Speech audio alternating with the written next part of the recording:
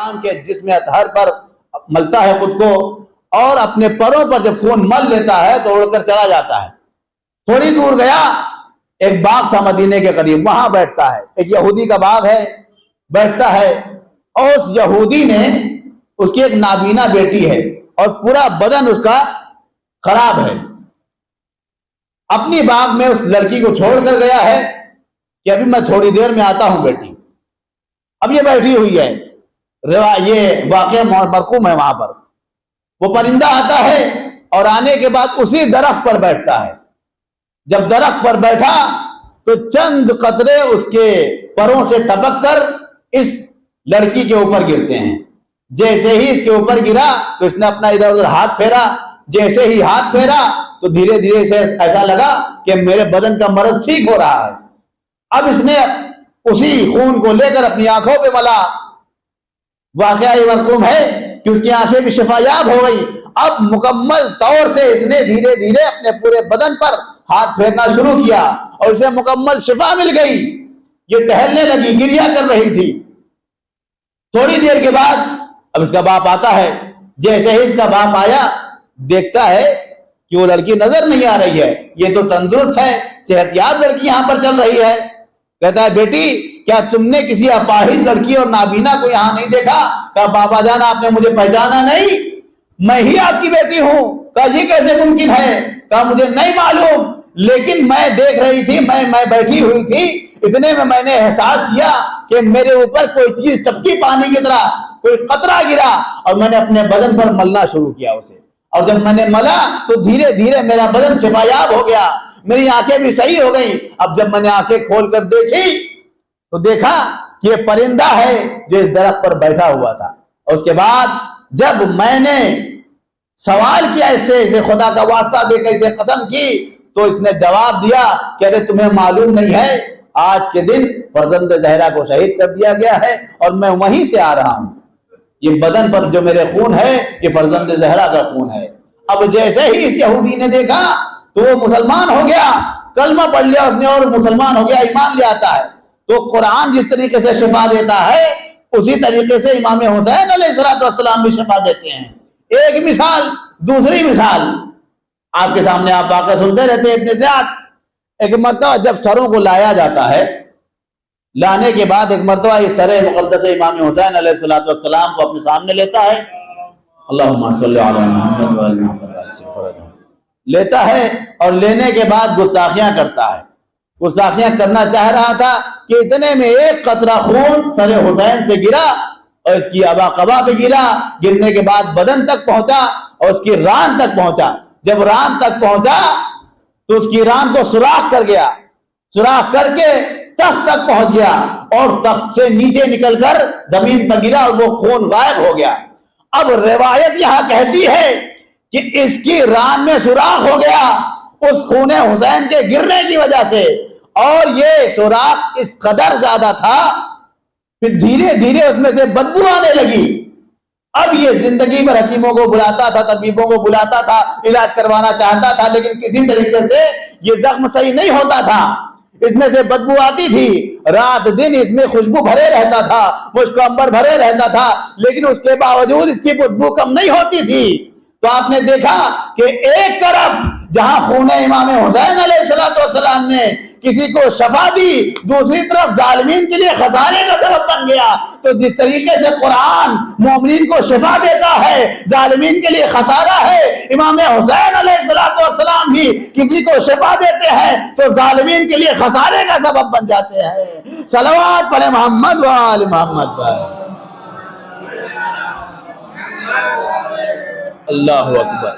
یہ امام حسین علیہ السلام کا مقام ہے کہ سید الشہداء علیہ السلام کا ایک قطرہ خون، اور جب تک یہ ملعون زندہ تھا پریشان تھا اپنے درد سے، ایک قطرہ خون سید الشہداء علیہ السلام کا شہادت کے بعد بھی اثر دکھلاتا ہے۔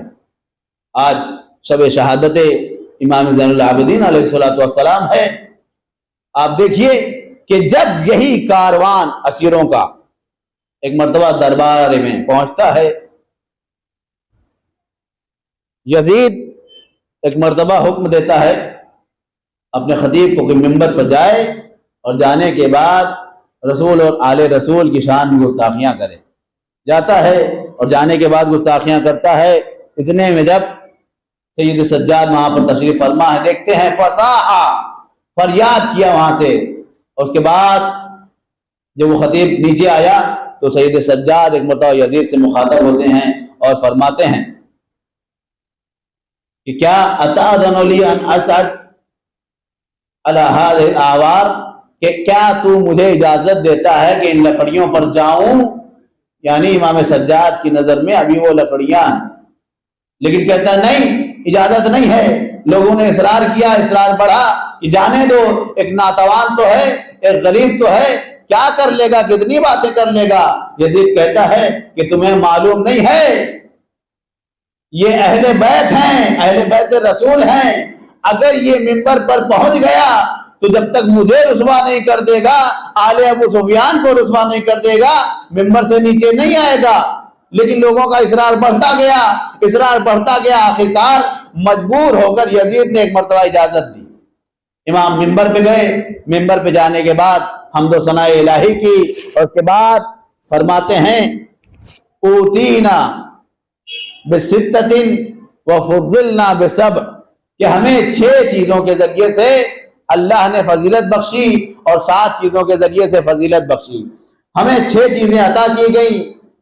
اوتینا العلم والحلم والسماحۃ والفصاحہ والشجاعۃ والمحبۃ فی قلوب المؤمنین، کہ مومنین کے دلوں میں اللہ نے ہماری محبت کو بھی رکھا ہے، ہمیں شجاعت بھی دی ہے، ہمیں فصاحت بھی دیا ہے، ہمیں علم بھی دیا ہے. یہ کون فرما رہا ہے؟ سید سجاد علیہ الصلوۃ والسلام فرما رہے ہیں. اس کے بعد فرماتے ہیں فضلنا بسبع، 7 چیزوں کے ذریعے سے ہمیں فضیلت دی گئی ہے. منا احمد المختار، ہم میں سے ہیں پیغمبر اسلام. والصدیق، کون؟ امیر المومنین علی ابن ابی طالب. ہم میں سے ہیں کون؟ جناب حمزہ. ہم میں سے ہیں جعفر طیار. ہم میں سے ہیں سبتین ہذہ الامہ، امام حسن و حسین. اور ہم ہی میں سے اس امت کا مہدی ہوگا. میں کہوں گا یا امام، آپ شجر نسب کیوں بیان کر رہے ہیں؟ آپ سیدھے سیدھے اپنا تعارف کرائیے، پیغام کو سنائیے. ایک مرتبہ امام جواب دیں گے میں اپنا نسب بیان کر رہا ہوں یہاں پر تاکہ دنیا والوں کو معلوم ہو جائے کہ ہم کس خاندان سے ہیں، اور یہ بھی تو اپنا شجر نسب بیان کرے کہ یہ کس خاندان سے آیا ہوا ہے. ایک مرتبہ امام شجر نسب کو بیان کرتے کرتے جب بیان کر رہے تھے تو ایک مرتبہ جب اس نے دیکھا کہ اب تھوڑی دیر کے بعد لگتا ہے کہ میری حکومت کے چولیں ہل جائیں گی، تو ایک مرتبہ مؤذن کو حکم دیتا ہے کہ جا کر اذان کہیں. جیسے ہی ایک مرتبہ مؤذن کھڑا ہوتا ہے اذان کے لیے، اللہ اکبر کہتا ہے. سید سجاد علیہ الصلوۃ والسلام فرماتے ہیں کہ میرا گوشت گواہی دے گا اللہ اکبر کی کہ اللہ سب سے بڑا ہے. کہتا ہے اشہد ان لا الہ الا اللہ اشہد ان محمد رسول اللہ. اب جیسے ہی پیغمبر اسلام کا نام آیا تو ایک مرتبہ امام سجاد فرماتے ہیں کہ ذرا یہ بتا، جس پیغمبر کا نام تو اذان میں لے رہا ہے یہ تیرے جد تھے یا میرے جد ہیں؟ اگر تو کہتا ہے کہ یہ تیرے جد ہیں تو تو نے جھوٹ بولا، اور اگر تو کہتا ہے کہ یہ میرے جد ہیں تو تو نے پھر ان کی عترت کو کیوں قتل کیا ہے؟ لیکن عزیزان محترم، ایک بات جو یہاں پر ہے کہ امام سجاد ابھی منبر پہ گئے نہیں تھے، پھر بھی اسے خوف معلوم ہو رہا تھا، پھر بھی یہ ڈر رہا تھا. ایک مرتبہ یزید کہتا ہے ملعون کہ خدا کا شکر ہے کہ جس نے حسین ابن علی کو قتل کیا، سید سجاد جن کے بدن میں ابھی بھی زنجیریں ہیں، ایک مرتبہ بغیر جھجک کیا فرماتے ہیں آپ جانتے ہیں؟ فرمایا اللہ کی لعنت ہو اس پر کہ جس نے میرے بابا کو شہید کیا. آپ دیکھیے ایسے ماحول میں کہ جہاں سب کے سب دشمن ہو، وہاں پر کیا آپ اس طریقے سے کہہ سکتے ہیں؟ اور ایک بادشاہ جس کی حکومت ہو وہ لمحے بھر میں ختم کر سکتا ہے، مٹا سکتا ہے. سید الساجدین جانتے ہیں کہ یزید ابھی کسی کو بھی قتل کر سکتا ہے، اگر اس کی شان میں گستاخی کی جائے تو کسی کو بھی قتل کر سکتا ہے. لیکن اس کے باوجود امام کی حکمت عملی دیکھیے کہ فرما رہے ہیں کہ اللہ کی لعنت ہو اس پر کہ جس نے میرے بابا کو شہید کیا۔ اب جیسے ہی سید سجاد کے جملہ سنا، آگ بگولا ہو گیا، کہتا ہے اس جوان کو قتل کر دیا جائے۔ سید سجاد یہ بیان کرنا چاہ رہے ہیں کہ اے عزیز، تو نے مجھے زنجیروں میں ضرور جکڑ رکھا ہے، لیکن ہم اہل بیت وہ ہیں جو موت سے گھبراتے نہیں ہیں۔ اللہ اکبر۔ سید ساجدین علیہ الصلوۃ والسلام یہ بیان فرما رہے ہیں کہ اگرچہ تو نے میرے بابا کو شہید کر دیا، لیکن میں ان کا بیٹا تجھ سے یہ بتانا چاہ رہا ہوں کہ امامت ابھی بھی ہمارا ہی اختیار ہے امامت پر۔ پھر اس کے بعد آگے بڑھتا ہے ظالم قتل کرنے کے لیے۔ امام ایک اور جملہ فرماتے ہیں، امام کی حکمت کو دیکھیے، امام کس طریقے سے اسی کے دربار میں اسے رسوا کر رہے ہیں۔ امام فرماتے ہیں کہ اگر تو مجھے قتل کر دے گا تو یہ آل رسول کو مدینہ کون لے کر جائے گا؟ یعنی امام کہنا چاہ رہے ہیں کہ اے یزید، جو تو خلیفہ رسول بن رہا ہے اور اپنے آپ کو خلیفہ رسول کہتا ہے، رسول کا احترام سمجھتا ہے اور کہتا ہے کہ ہم رسول کا احترام کرتے ہیں، رسول کا کلمہ پڑھتے ہیں، میں ان درباریوں کو بتانا چاہتا ہوں کہ تیری نظر میں نہ تو رسول کا احترام ہے نہ آل رسول کا احترام ہے، جنہیں تو نے قید کیا ہے کوئی اور نہیں، وہ رسول کی بیٹیاں ہیں۔ ایک مرتبہ جب کچھ سمجھ میں نہ آیا تو کہتا ہے کہ آپ انہیں لے کر جائیں گے، آپ انہیں مدینہ چھوڑ کر آئیں گے۔ آخری بات سید سجاد علیہ السلام کی، کہتا ہے کہ آپ ہی نے مدینہ لے کر جائیں گے اور آپ ہی نے مدینہ پہنچائیں گے۔ آگے بڑھا اور کہتا ہے کہ اے سید سجاد، تم پر جو میں احسان کر رہا ہوں تم اس سے کیا سمجھتے ہو؟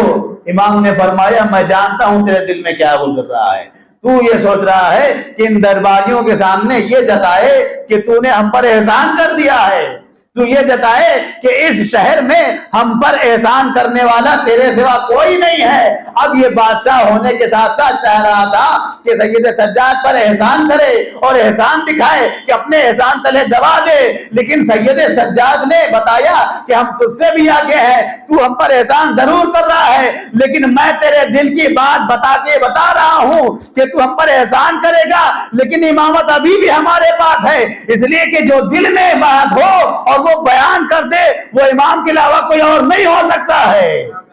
صلوات پڑھے محمد و آل محمد پر۔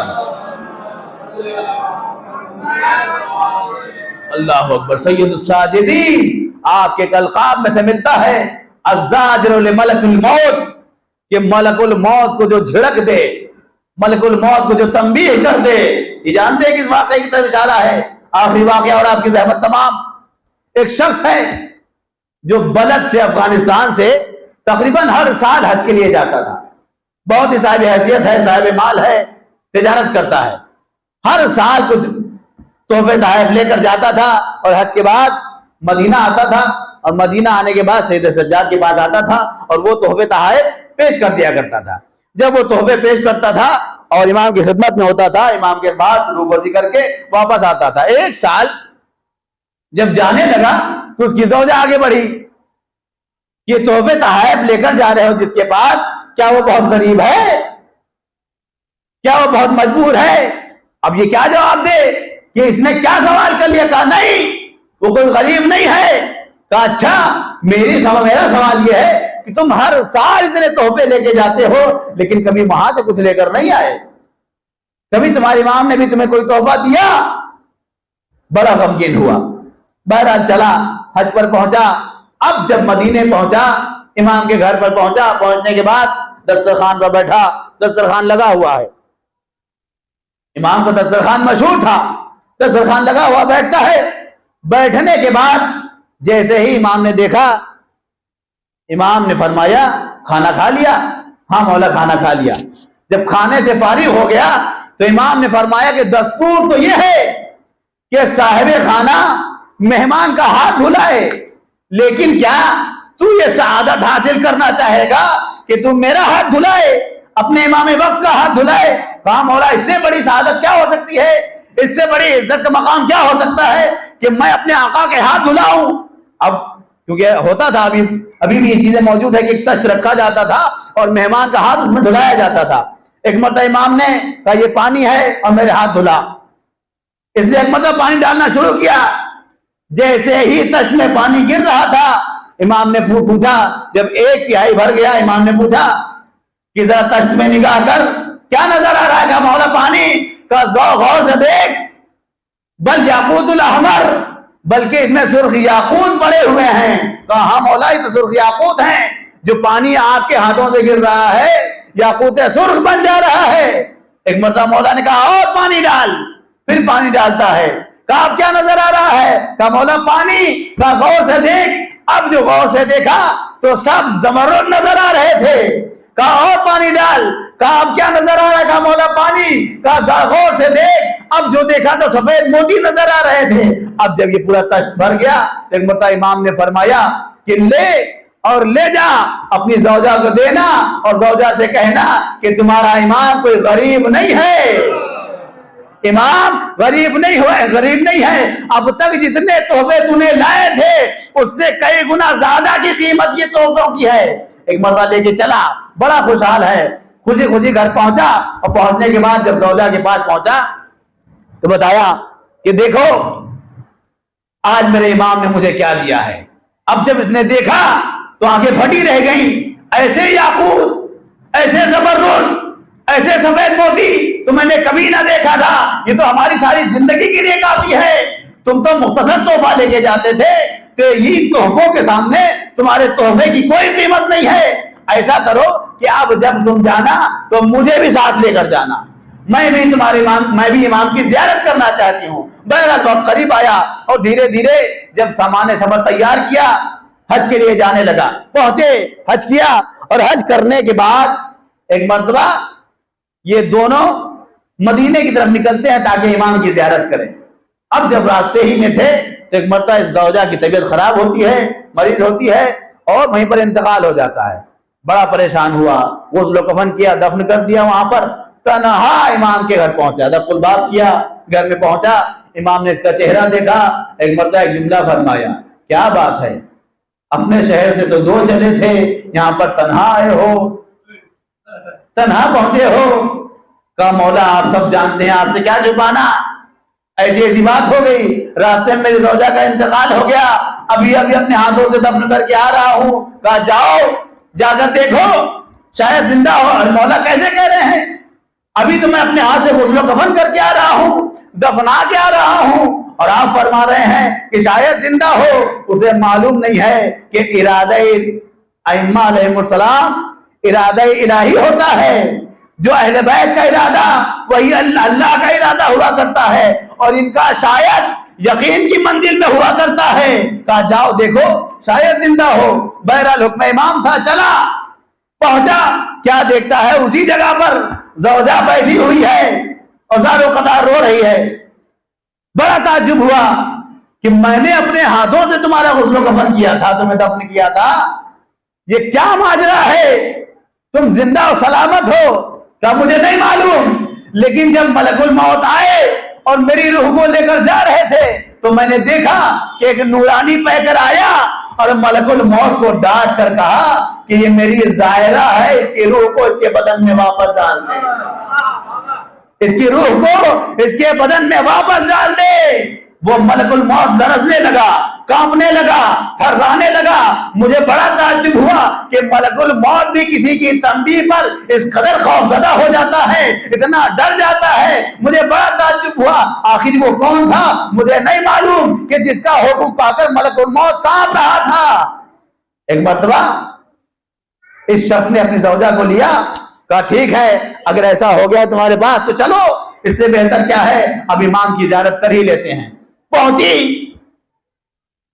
خانہ امام کے قریب، جیسے ہی امام پر اس کی نظر پڑی ایک مرتبہ زمین پر بیٹھ گئی اور تڑپ کے کہتی ہے ارے یہی تو وہ شخص تھا کہ جس نے ملک الموت کو حکم دیا تھا۔ اللہ اکبر، سید الساجدین علیہ السلام، جن کو آپ ہتکڑی اور بیڑی میں دیکھ رہے ہیں، عزیزان محترم، یہ وقت کا امام ہے۔ اسی لیے راستے میں نہ جانے کتنے لوگ جن کو معرفت ہوتی تھی ऐसे आलम में भी आकर सैयदुस्साजिदीन अलैहिस्सलाम से अपनी हाजतों को तलब करते थे। मौला हम देख रहे हैं कि आप हथकड़ी और बेड़ी में हैं, लेकिन आप वक्त के इमाम हैं। कहा इमाम हूं, अगर तुझे ये मारिफत है, इतनी मारिफत है हमारी, तो जब हमारी सवारी गुजर जाएगी तो उस जमीन को खोदना, देखना तुम्हारे लिए क्या निकलता है। वहां पर सोने बराबर होंगे, वहां पर हीरे बरामद होंगे जो तुम्हारी सारी जिंदगी के लिए किफायत करेंगे। अहले बैत अलैहिस्सलाम के मकाम को हम नहीं समझ सकते। और इमाम सज्जाद अलैहिस्सलाम ने अज़ादारी के लिए जो हिकमतें मुनक़िद फरमाई हैं, उसकी मिसाल नहीं मिलती है। खुद सैयद सज्जाद अलैहिस्सलाम अज़ादारी की सबसे बड़ी मिसाल है, क्योंकि हुकूमत की तरफ से पाबंदी है। दुनिया ये समझती है कि सैयद सज्जाद जंजीरों से आज़ाद होने के बाद, कैद खाने से आज़ाद होने के बाद आज़ाद हो गए, लेकिन जब घर पहुंचे हैं, मदीना पहुंचे हैं, तो वहां पर भी नजर बंद है, वहां पर भी आज़ाद नहीं हुए हैं। हुकूमत के कारंदे आप पर नजर रखे हुए हैं।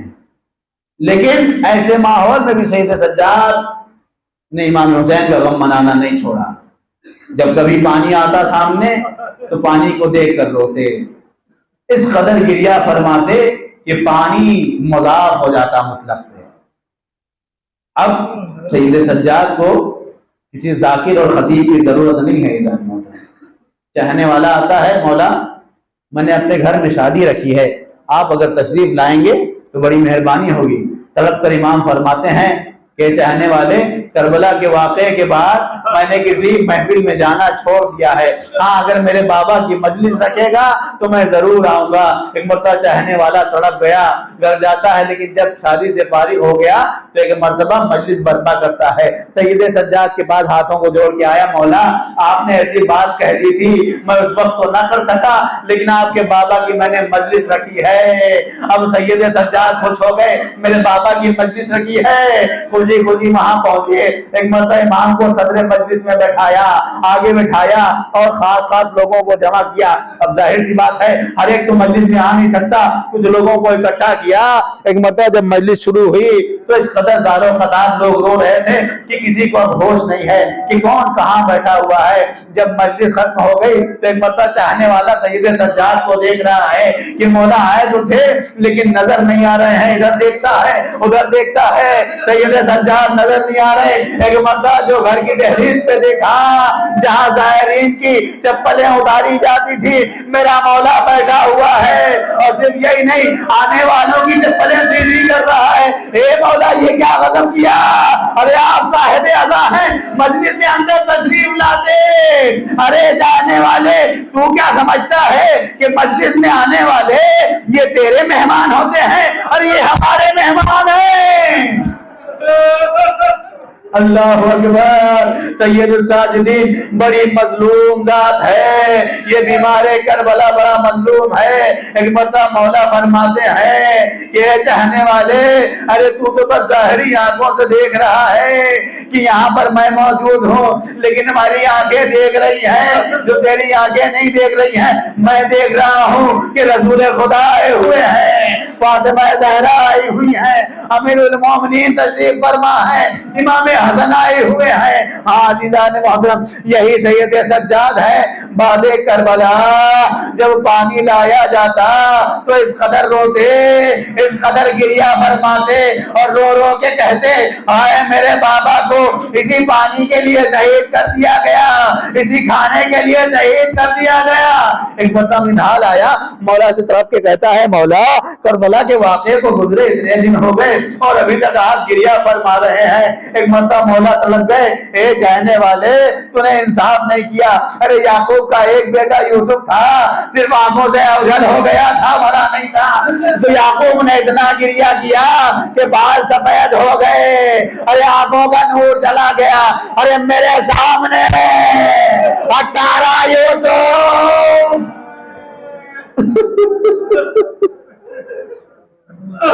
کربلا میں شہید کر دیے گئے سید سجاد جب مدینے کی گلیوں میں نکلتے تھے نا تو قصاب اپنے دکانوں پہ پردہ ڈال دیا کرتے تھے. سید سجاد نے دیکھا کہ قصاب ہے جو جانور کو ذبح کرنا چاہتا ہے. مولا آگے بڑھے اور آگے بڑھنے کے بعد کہتے ہیں اے قصاب تو یہ بتا کہ تو نے اس جانور کو پانی پلایا یا نہیں پلایا؟ کہتا ہے مولا ہم شریعت محمدی کو مانتے ہیں, آپ کے جد کا کلمہ پڑھتے ہیں, ہم آداب ذبیحہ سے واقف ہیں. جب جانور کو ذبح کرنے لگتے ہیں تو پہلے پانی پلاتے ہیں.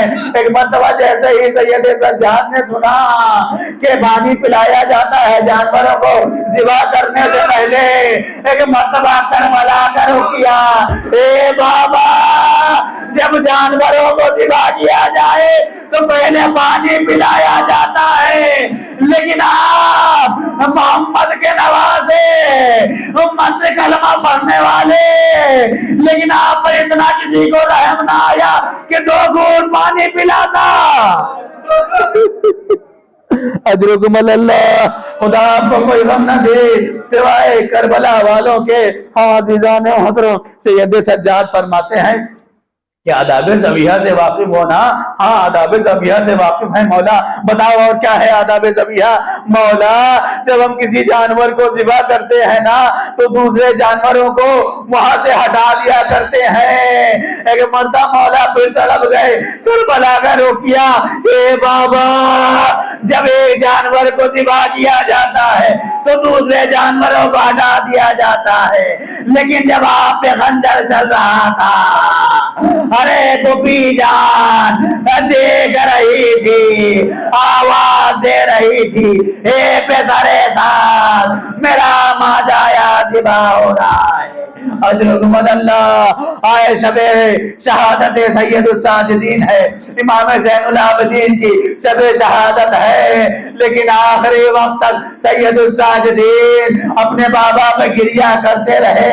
جب جنازہ اٹھا غسل و کفن ہوا تو میرا دل کہتا ہے جب غسل دیا جا رہا ہوگا, کفن پہنایا جا رہا ہوگا اور جنازہ اٹھایا جا رہا ہوگا, عابد بیمار کا جسم تڑپا ہوگا. اے بابا آپ کا جسم تو کربلا کی ریتی پر 3 دن تک بے غسل و کفن پڑا رہا اور مجھے غسل و کفن دیا جا رہا ہے. اللہ اللہ علی القوم الظالمین وسيعلم الذين ظلموا أيّ منقلب ينقلبون. ربنا تقبل منا انك انت السميع العليم. پروردگار بحق محمد و اہل بیت علیہ السلام ہماری سزاداری کو قبول فرما. پروردگار واسطہ محمد و آل محمد کا پروردگار اہل بیت علیہ السلام کی معرفت نصیب فرما. جہاں جہاں شیعان حضرت کرار ان سب کی جان و مال عزت و آبرو کی حفاظت فرما. تجھ واسطہ محمد و آل محمد کا پروردگار جہاں جہاں بھی مزارہ مقدسہ ہیں ان سب کی حفاظت فرما. مراجع کرام علماء حقہ کا سایہ ہمارے سروں پر برقرار رکھنا. پروردگار دنیا میں زیارت حسین اور آخرت میں شفاعت حسین نصیب فرما. پروردگار ہمارے ایمان کے دور میں تعجیل فرما. ہم سب کو ان کے مخلص غلاموں میں شمار فرما. ربنا تقبل منا انک انت السمیع العلیم.